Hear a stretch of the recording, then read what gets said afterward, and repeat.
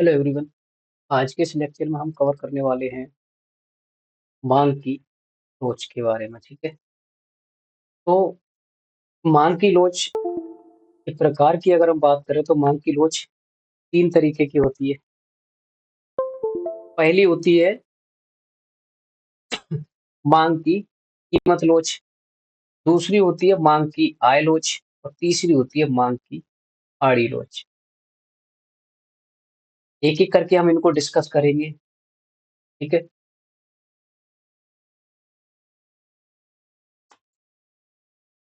मांग की लोच की अगर हम बात करें, हमने तीन तरीके की बताई है ना। तो कीमत लोच की अगर हम बात करते हैं तो वहां पर हम किस चीज को लेकर चलते हैं कि वस्तु की मांगी जाने वाली मात्रा में जो परफेक्ट चेंज होता है ना, वो किस वजह से होता है? वो होता है कीमत की वजह से। जब कीमत की वजह से किसी की मांग में चेंज हो, यानी मांग में चेंज हो रहा है, मांग में परिवर्तन किस वजह से हो रहा है? कीमत की वजह से। तो जब कीमत की वजह से चेंज हो रहा है तो उसको हम क्या बोलते हैं? मांग की कीमत लोच। और इसके अगर हम फॉर्मूले की बात करें तो फॉर्मूला होता है मांग में प्रतिशत में कितना परिवर्तन आया, यानी कि percentage change in quantity demanded. ठीक है, क्वांटिटी डिमांडेड यानी कितनी डिमांड चेंज हुई हमारी परसेंटेज की बेस में, और डिवाइड कर देते हैं हम परसेंटेज चेंज इन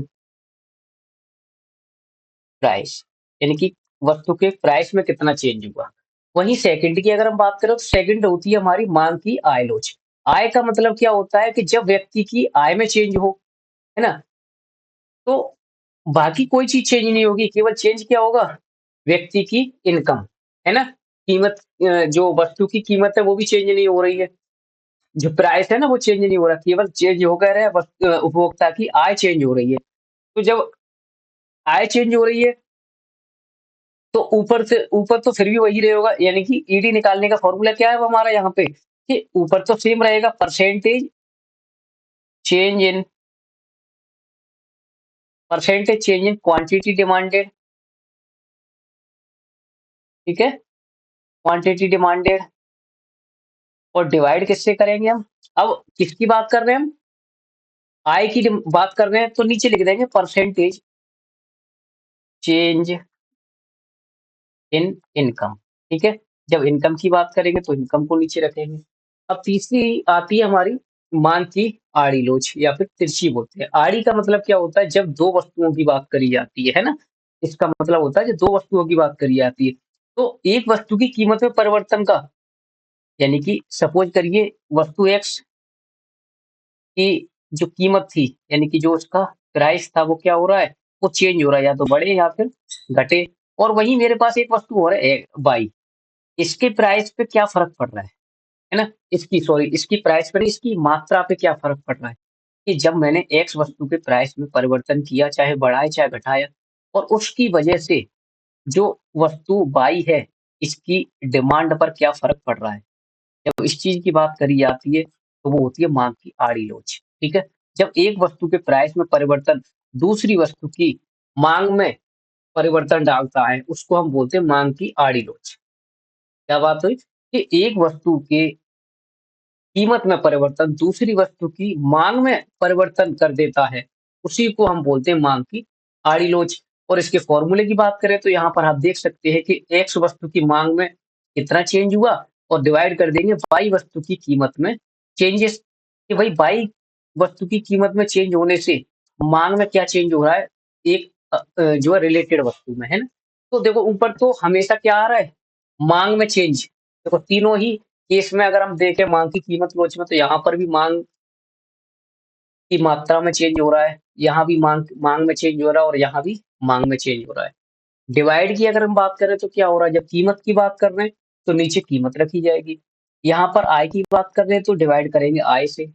यहाँ पर रिलेटेड वस्तु की कीमत की बात कर रहे हैं तो रिलेटेड वस्तु का प्राइस नीचे रखेंगे, है ना? इस ट्रिक से आप इसको जो है देख सकते हैं। अब आपके सिलेबस के अकॉर्डिंग अगर हम बात करें तो आपके सिलेबस में तो केवल एक ही प्रकार की जो है मांग की लोच है, वो कौन-सी है? मांग की कीमत लोच है आपके सिलेबस के पॉइंट ऑफ व्यू से, है ना? मांग की कीमत लोच है, जिसको आज हम स्टडी करने वाले हैं, कि मांग की कीमत लोच के बारे में डिटेल में आज हम पढ़ेंगे। अब मैं अगर बात करूँ यहाँ पर मांग की जो कीमत लोच की, तो मांग की कीमत लोच भी कई तरीके की होती है ना? इसके जो है 5 पार्ट होते हैं। जब मैं पहले भाग की बात करता हूँ इसकी पहले पार्ट की, तो उसको हम बोलते हैं पूर्णतः लोचदार, इसको बोलते हैं पूर्णतः लोचदार, ठीक है? पूर्णतः लोचदार। इसको अगर मैं इंग्लिश में लिखूँ तो यहाँ पे इसको परफेक्टली इलास्टिक बोलते हैं, परफेक्टली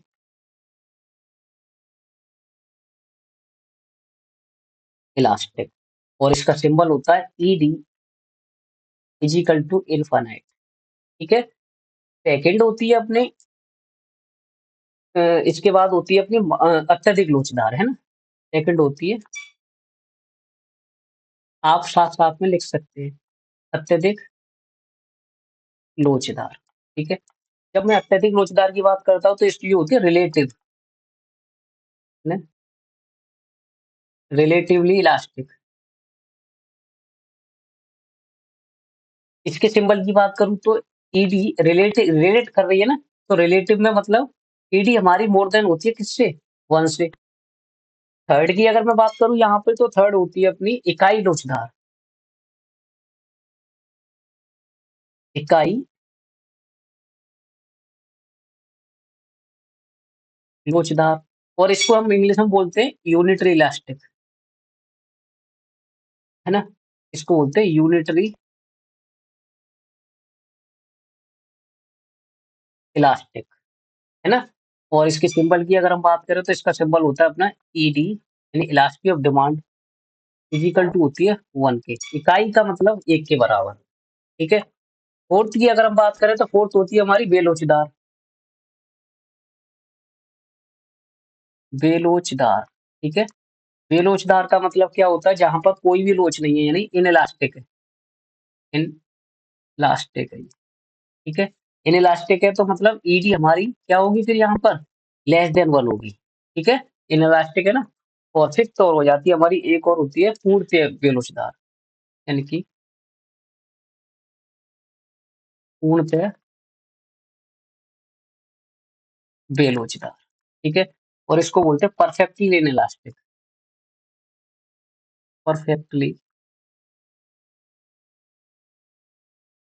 इनइलास्टिक। परफेक्टली इनइलास्टिक है तो ईडी हमारी किसके बराबर हो जाएगी यहाँ पर? ये हो जाएगी 0 के बराबर, ठीक है? अब एक-एक करके हम इनको स्टडी करेंगे, ठीक है? जब मैं बात करता हूँ पूर्णतः लोचदार की, पूर्णतः लोचदार का मतलब होता है कि एक-एक करके इनके चार्ट बनाते हैं ना नेक्स्ट पेज पर। जैसे कि पहली हमारी कौन-सी थी? पूर्णतः लोचदार। जब पूर्णतः लोचदार की बात मैं यहाँ पे इंग्लिश में लिख देता हूँ, है ना? आप हिंदी के लिए पिछली स्लाइड से देख सकते हैं। Perfectly elastic demand, elastic demand, और इसका सिंबल था अपना ईडी, है ना? ED is equal to infinite, ठीक है? इसका मतलब क्या होता है? परफेक्टली इलास्टिक, देखो इलास्टिक का मतलब होता है चेंज, और किसमें चेंज हो रहा है? डिमांड में, ठीक है? ये ट्रिक आज वो देख सकते हैं कि इलास्टिक है डिमांड, मतलब डिमांड में फ़र्क पड़ेगा, ठीक है? तो परफेक्टली पड़ेगा, मतलब क्या है कि जब प्राइस में चेंज ना के बराबर हो, सपोज़ करिए वस्तु की कीमत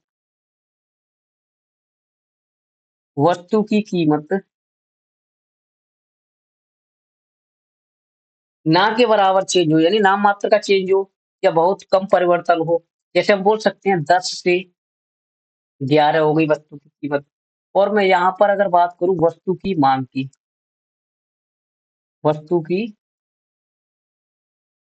की बात करूँ मैं, वस्तु की माँग मान लो जब कीमत 11 थी तो 0 थी, और जब कीमत में थोड़ा-सा चेंज हुआ यानी 10 से वो 11 से 10 हुई, यानी ₹1 का ही परिवर्तन हुआ, नाम मात्र का परिवर्तन हुआ। तो माँग एकदम से क्या हो गई, बहुत ज़्यादा बढ़ गई, है ना? बहुत ज़्यादा ही बढ़ गई माँग, 0 से एकदम से 1000 पे हो गई। तो परफेक्टली यानी पूरी तरीके से इलास्टिक है डिमांड। कीमत में थोड़ा-सा भी परिवर्तन हुआ नाम मात्र का भी तो डिमांड एकदम से तो वो हाई लेवल पे पहुँच जाती है। परफेक्टली तरीके से इलास्टिक है ये, इलास्टिक का मतलब चेंज और परफेक्ट मतलब पूरी तरीके से। अगर इसका चार्ट की बात करें हम तो इसका चार्ट बनेगा, ठीक है? अब मैं जब सपोज़ करो मेरी प्राइस लाइन ये गई, प्राइस लाइन मेरी सीधी होगी क्यों? कि नाम मात्र का चेंज हो रहा है यहाँ पर, तो यहाँ पे तो कोई चेंज नहीं हो रहा। एक तरीके से हम बोलें तो, है ना? ये हो गया हमारा ओ एक्सिस और वाई एक्सिस, ठीक है? X axis. अब प्राइस में तो चेंज नाम मात्र का हो रहा था, तो अगर मैं पहले इस पॉइंट पे था, सपोज़ करिए, चाहे तो प्राइस एकदम से बहुत नाम मात्र कम हो जाए, है ना? नाम मात्र का ही कम हो जाए, कम हो जाएगा तो मैं एम से क्या हो जाऊँगा यहाँ पर M2 पे शिफ्ट हो जाऊँगा या फिर हम इसको क्यू भी बोल सकते हैं, Q2 बोल सकते हैं ना?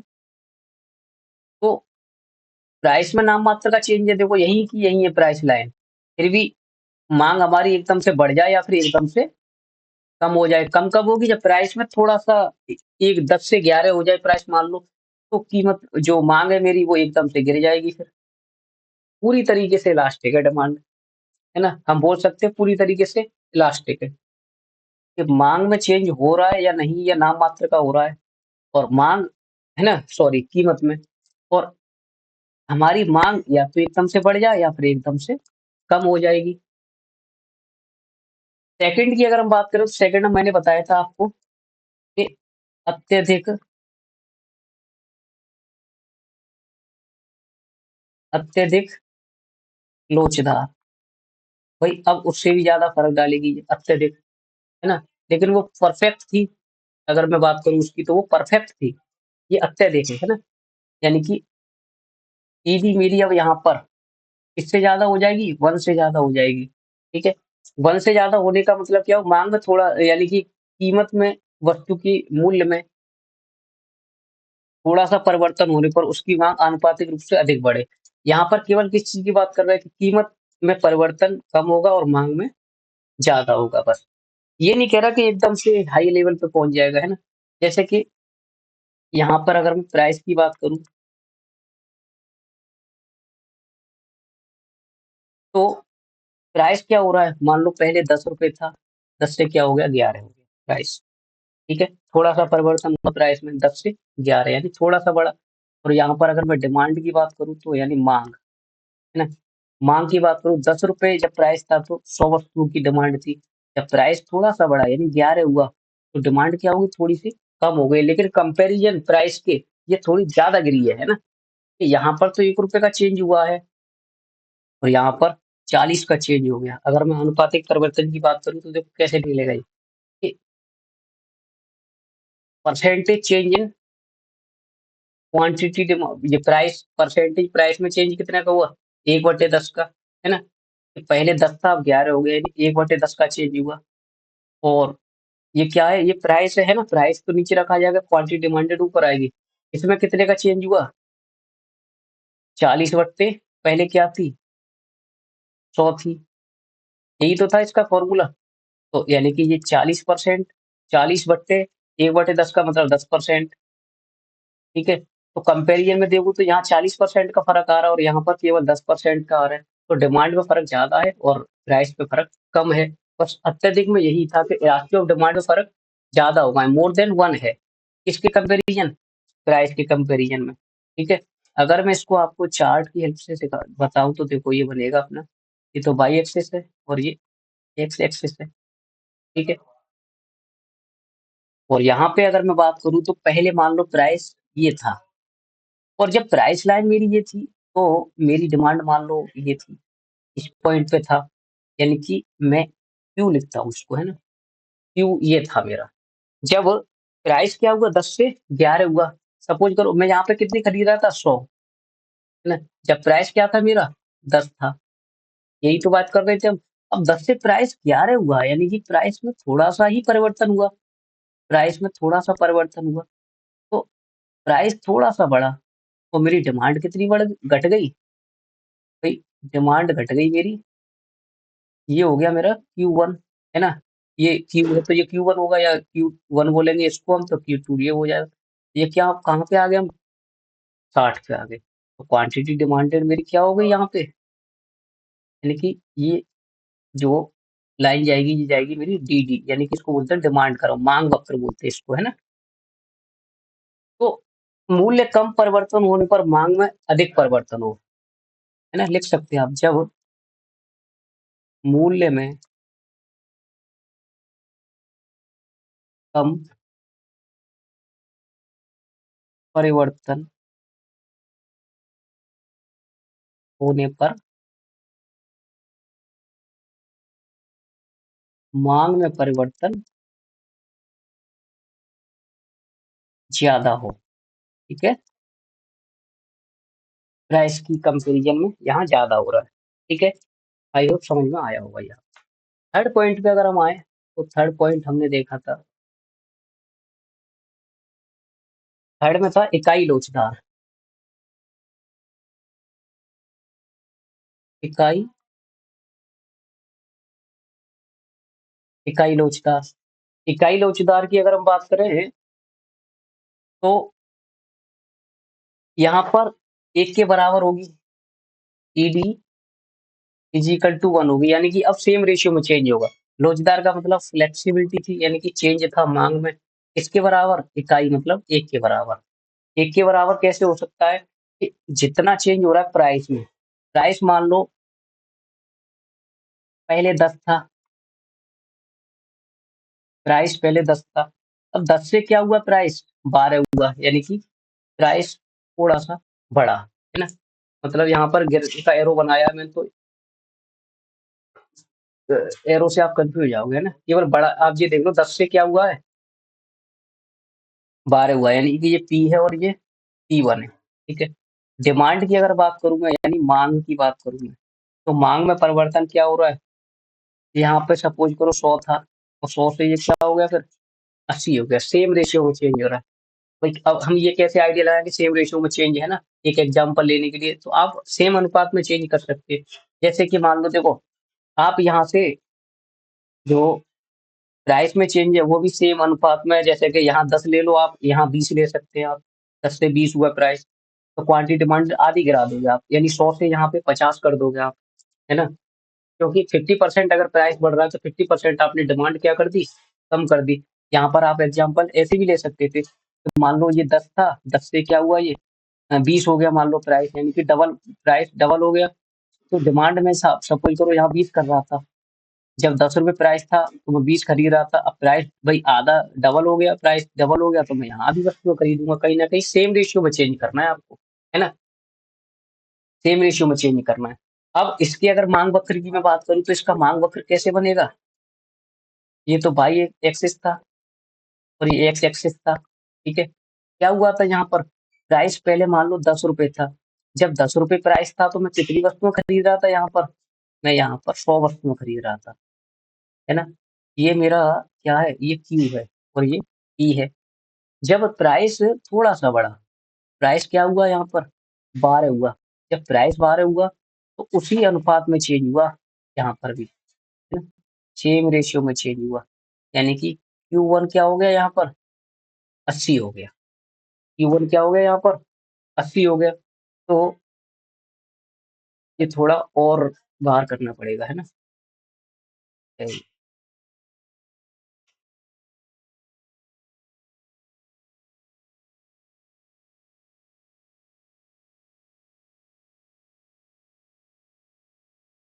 ठीक है? ये अपना वाई एक्सिस था और ये एक्स एक्सिस था। अब अगर मैं बात करूँ इसकी, तो देखो ये डिमांड कर्व कैसे जाएगा मेरा?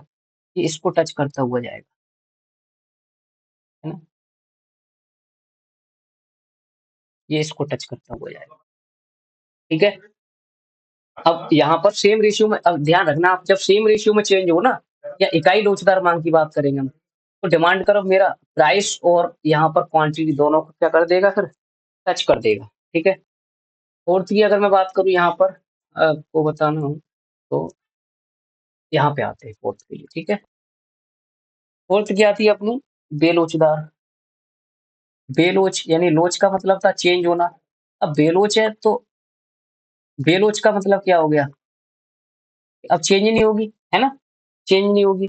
अब ईडी की अगर मैं बात करूं यहाँ पर,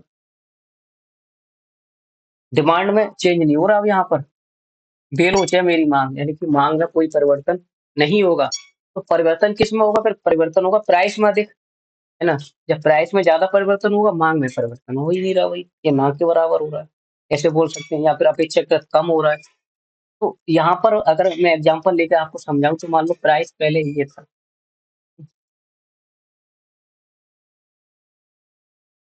प्राइस पहले 10 रुपए था, 10 से फिर क्या हुआ, प्राइस प्राइस हो गया 12। अगर मैं डिमांड की बात करूं, यानी कि मांग की बात करूं मैं, तो मांग मेरी 10 रुपए प्राइस पे तो 100 कर रहा था मैं, लेकिन प्राइस 12 हुआ तो मैं 90 कर रहा हूँ। वहां पे क्या था, 80 था, सेम अनुपात था। यहाँ पर मांग में परिवर्तन क्या हो रहा है, कम रेशियो में हो रहा है, लेकिन यहाँ पर परिवर्तन जो हो रहा है प्राइस में, वो ज्यादा हो रहा है ना। प्राइस में परिवर्तन ज्यादा हो रहा है और मांग में परिवर्तन कम हो रहा है, ठीक है। अब इसकी अगर मैं बात करूँ यहाँ की, इसके देखो चार्ट से आपको ये समझ में आएगा फिर से यहाँ पे, ठीक है। अब मान लो पी यहाँ पे था मैं, है ना, यानी कि जब कीमत क्या थी, 10 रुपए थी, तो मेरी डिमांड क्या थी भाई, मेरी डिमांड थी, तो थोड़ा और अंदर बना, हम्म, यहाँ रखते हैं इसको, है ना। जब प्राइस क्या था, 10 रुपए था, अरे यार मिटाना चाहता है, मिटा क्या, चलो यहीं पे बना, ठीक है। 10 रुपए प्राइस पे मेरी मांग क्या थी, यानी क्यू ये गया और ये पी ये थी। अब प्राइस क्या हुआ, प्राइस हुआ 12, यानी कि 10 पे क्या हुआ, 12 हुआ, यानी P1 हो गया मेरा 12। कीमत में परिवर्तन ज्यादा हो रहा है, लेकिन अब मैं बात करूं यहाँ की, तो इसमें परिवर्तन क्या हो रहा है, इसमें परिवर्तन हो रहा है कम, यानी कि ये है Q1 और ये P1। तो यहाँ परिवर्तन क्या हो रहा है, कम हो रहा है। जब परिवर्तन कम हो रहा है यहाँ पर, तो ये कैसा होगा अब मेरा, ये थोड़ा फ्लैटर सा होगा, यानी सीधा सा होगा ये, है ना। तो याद रखना, जब कीमत में परिवर्तन तो हो जाए ज्यादा, यानी यहाँ की अगर देखो, आप ना यहाँ पे अगर देखो, हाईलाइटर से दिखाता हूँ कि देखो इस ये जो एरिया है, ये कुछ ज्यादा नहीं दिख रहा आपको कंपेरिजन टू इसके, है ना। ये वाला जो और एरिया है, यानी कि ये वाला, इससे एक ही बात करूं मैं, और जब मैं बात कर रहा हूँ इसकी प्राइस वाले एरिया की, जो येलो कलर का दिख रहा है आपको, यहाँ पे कुछ ज्यादा नहीं है कंपेरिजन टू ये इस कलर की अपेक्षा, है ना। तो यही से पता चल जाएगा आपको कि मेरा डिमांड कर्व कैसा होगा फिर यहाँ पे, है ना, सीधा सा होगा कि डी डी ये हो गया, ठीक है। अब एक और रहता है अपना, नेक्स्ट फिफ्थ वाला, है ना। फिफ्थ वाले को और हम करते हैं यहाँ पे, लास्ट पॉइंट जो हमारा आज की क्लास का रह गया इसमें, पूर्णतः लोचदार, परफेक्टली इलास्टिक, पूर्णतः बेलोचदार, बेलोचदार रहता है अभी, ठीक है, बेलोचदार मांग। अब पूर्णतः मतलब ईडी अब यहाँ पर मेरी जो है वो किसके बराबर हो जाएगी, जीरो के। पूर्णतः यानी पूरी तरीके से अब बेलोच है, अब मांग पे फर्क जीरो के बराबर पड़ेगा। जीरो के बराबर पड़ने का मतलब क्या हो गया यहाँ पर, प्राइस अगर 10 से 12 होता है, यानी कि यहाँ पर क्या थी मेरी कीमत थी, और यहाँ पर क्या थी इसकी मांग, मांग मतलब डिमांड थी, ठीक है, यहाँ पर डिमांड थी। तो जब कीमत 10 थी, तब भी मैं 100 वस्तुएं खरीद रहा था, जब कीमत बढ़ गई फिर भी मैं 100 वस्तुएं खरीद रहा हूँ। तो देखो, जो मांग में परिवर्तन है, जीरो के बराबर नहीं दिख रहा आपको, तो पहले भी 100 था, अब भी 100 है, जीरो ही है ये। लेकिन मैं यहाँ की बात करता हूँ, तो यहाँ पर चेंज ज्यादा हो रहा है भाई, है ना, यहाँ पर चेंज हो रहा है। तो इसके कर्व की अगर मैं बात करूँ, तो ये कर्व बनेगा अपना, ये तो वाई एक्सिस हो गया और ये एक्स एक्सिस हो गया, है ना। तो थोड़ा कलरफुल बनाते हैं, है ना। अब देखो,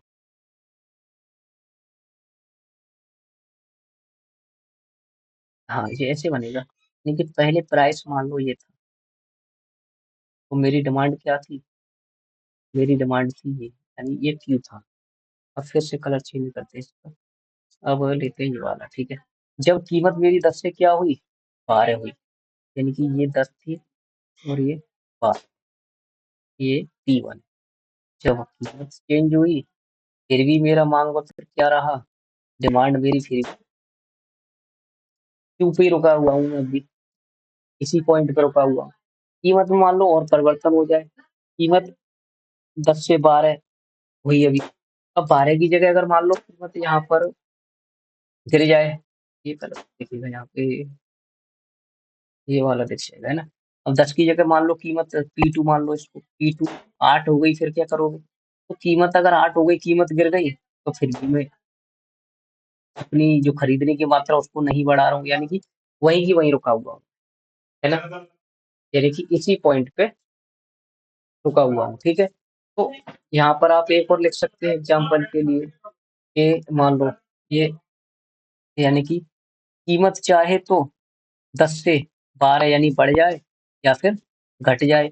ये तो मेरा P था, पहले था, मैं यहाँ पे ये P1 मान लो और इसको P2 मान लो, आप कुछ भी मान सकते हैं ना। तो ये पॉइंट थे हमारे आज की क्लास के, ठीक है, 5 पॉइंट, जो कि आपके सिलेबस के हिसाब से अगर देखें तो काफी कीमत लोच को ही जो है स्टडी किया जाता है, ठीक है। और आप एक अगर थ्योरेटिकल पॉइंट से याद रख सकते हैं कि मांग की कीमत लोच को मापने के कुछ जो मेथड्स होते हैं, उनमें अगर मैं बात करूँ यहाँ पर, तो आप यहाँ पे लिख लेना कि आपके सिलेबस के हिसाब से जो मेथड है ना, वो आनुपातिक मेथड है, ठीक है। आनुपातिक मेथड है, जो कि आपके सिलेबस में है, ठीक है। आनुपातिक विधि, आनुपातिक विधि का आप फॉर्मूला याद रखना पेपर के पॉइंट ऑफ व्यू, ठीक है। कि ईडी इजिकल टू, और यहाँ पे माइनस का चिन्ह लगाते हैं, है ना। कि मांग, यानी कि मांगी गई मात्रा में प्रतिशत परिवर्तन, और डिवाइड कर देते हैं हम किसमें? कीमत में प्रतिशत परिवर्तन, कीमत में प्रतिशत परिवर्तन, ठीक है। ये इसका फॉर्मूला है। अगर मैं लिखूं तो यहाँ पे देखो डेल्टा, यानी change in Q divided by Q multiply by 100, यानी कि क्वांटिटी में कितना चेंज हुआ और पहले क्वांटिटी क्या थी उससे डिवाइड कर देंगे, मल्टीप्लाई बाई 100, और इसको डिवाइड कर देंगे होल को हम चेंज इन पी, यानी कि प्राइस में कितना चेंज हुआ, बट्टे पहले प्राइस क्या था, और मल्टीप्लाई कर देंगे 100 से, ठीक है। या फिर हम इसका दूसरा फॉर्मूला भी लिख सकते हैं, यानी कि इसके कंपेरिजन, यानी कि माइनस लगा, माइनस तो आगे लगेगा ही, चेंज इन क्यू, यानी क्वांटिटी में कितना चेंज हुआ डिवाइड कर देंगे क्यू से, इसको होल को डिवाइड कर देंगे चेंज इन पी, बट्टे चेंज इन, बट्टे में प्राइस से भी कर सकते हैं। अगर मैं इसको दोनों को मिला के लिखूं फॉर्मूले को, तो एक फॉर्मूला ये भी बन जाता है, यहाँ पर आप और लगा लो, है ना। कि देखो is equal to minus change in Q बट्टे में Q multiply with P divided में चेंज इन पी। ये भी याद रख सकते हैं कि क्वांटिटी में कितना चेंज हुआ, प्राइस में कितना चेंज हुआ, ये तो क्रॉस में रख जाएंगे। और इधर अगर मैं क्रॉस में रखने की बात करूँ, पहले प्राइस क्या था और अब पहले क्वांटिटी क्या थी, ठीक है। एक फॉर्मूला और लिख लो, चलो आप यहाँ का इस पे इसका एक और बन सकता है कि इजिकल टू माइनस का वन तो हो ही गया, है ना। यहाँ पर हम रख सकते हैं कि पहले क्या था, यानी कि चेंज इन क्यू डिवाइड कर लेंगे चेंज इन पी से हम, है ना। और मल्टीप्लाई में जब चेंज इन पी यहाँ आया तो पी से डिवाइड कर देंगे किसको? क्यू को, ठीक है। आप ये फॉर्मूले भी लिख लो, यानी एक ये हो गया, एक दूसरा ये भी हो गया, तीसरा ये हो गया और चौथा ये हो गया, मतलब अलग अलग नहीं है ये, एक ही फॉर्मूले के 4 तरीके हुए लिखने के। अब वही फॉर्मूला तो आप देख सकते हैं, लेकिन क्वेश्चन अगर आ गया एमसीक्यू बेस पे तो कैसे करेंगे, तो इसके लिए मैं 3-4 क्वेश्चन या लगभग 5 क्वेश्चन इसके सेकंड पार्ट में ले आऊंगा, तो वहां पर आप अच्छे से प्रैक्टिस कर सकते हैं। कि कैसे ये सॉल्व होते हैं वो भी मैं आपको अच्छे से समझा दूँगा नेक्स्ट लेक्चर में, ठीक है? आई होप वीडियो आपको अच्छा लगा होगा। Thank you so much.